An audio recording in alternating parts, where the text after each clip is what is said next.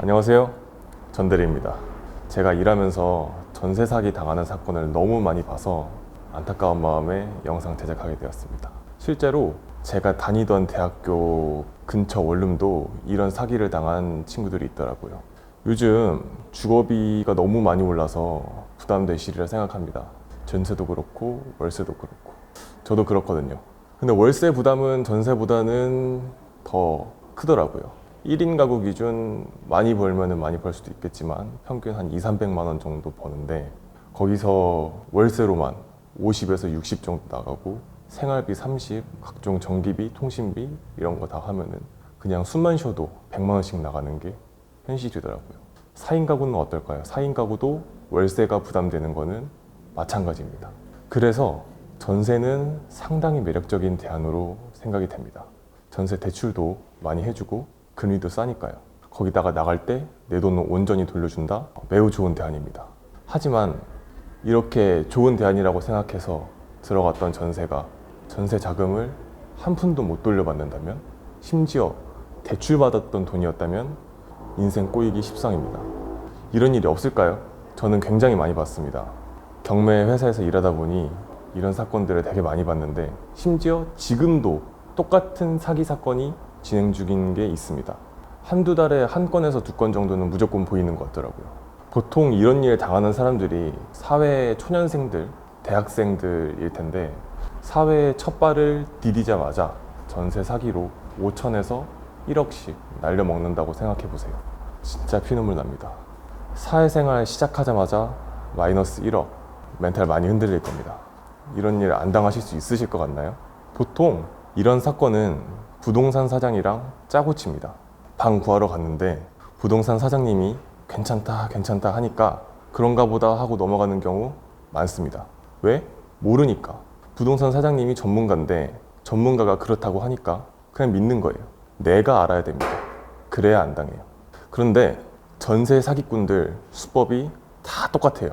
그런데 모르니까 당하는 겁니다. 그 사람들은 여러 번 해먹었겠지만 나는 처음이니까. 이해를 돕기 위해서 예를 드리겠습니다. 참고만 해주세요.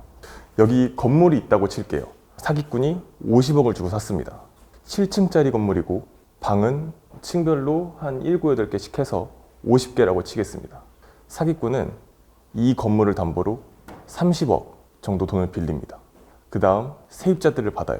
어떻게? 전부 전세로. 전세를 꽉 채우는 겁니다. 50개 방에 7천만 원씩 받는다고 할게요.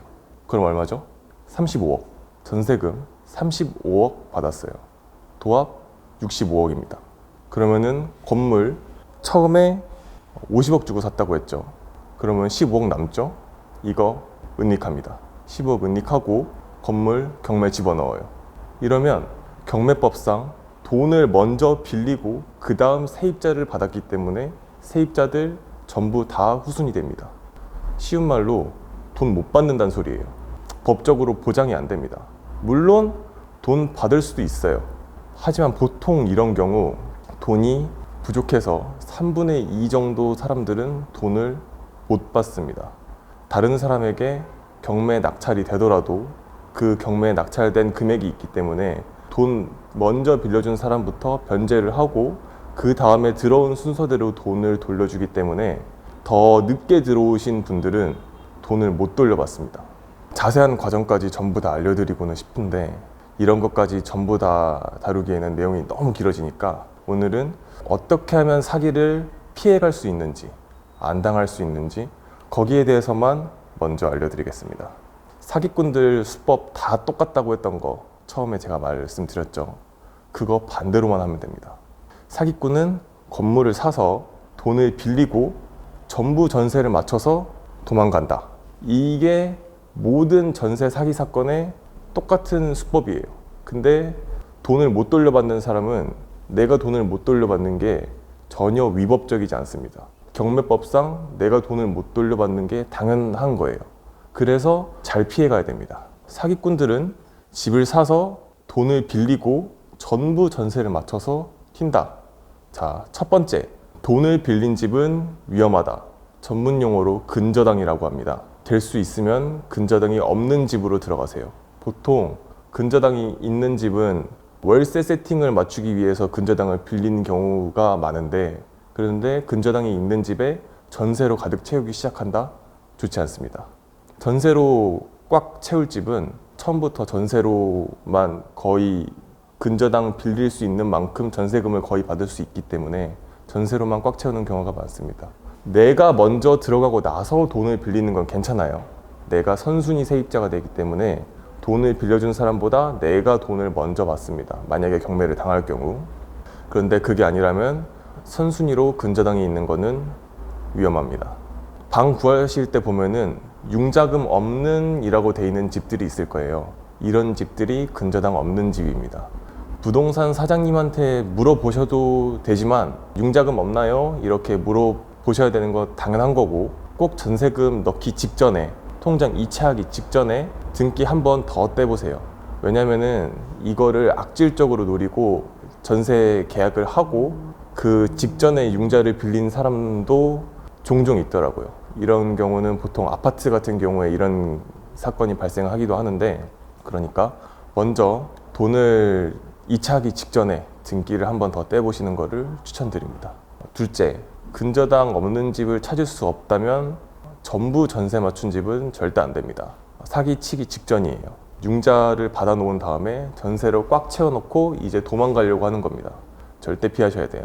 이 두 가지만 유의하셔도 대부분 피할 수 있지만, 셋째, 계약서 확인하세요.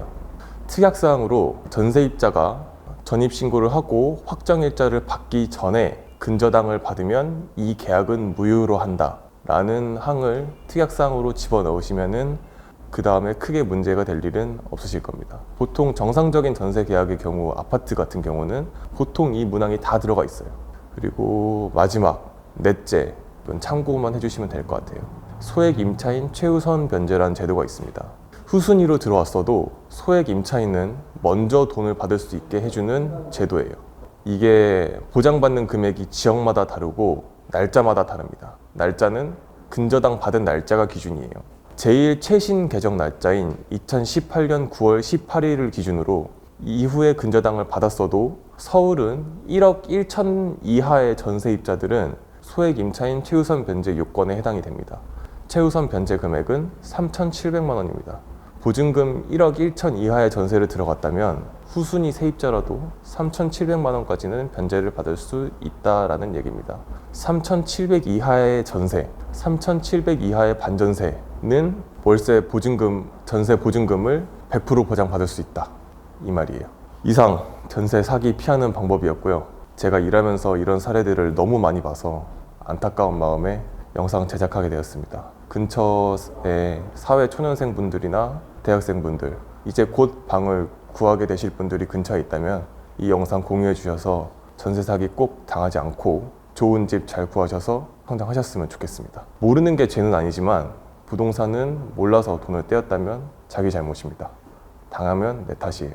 소중한 내 돈 지켜서 우리 모두 부자 됐으면 좋겠습니다. 감사합니다.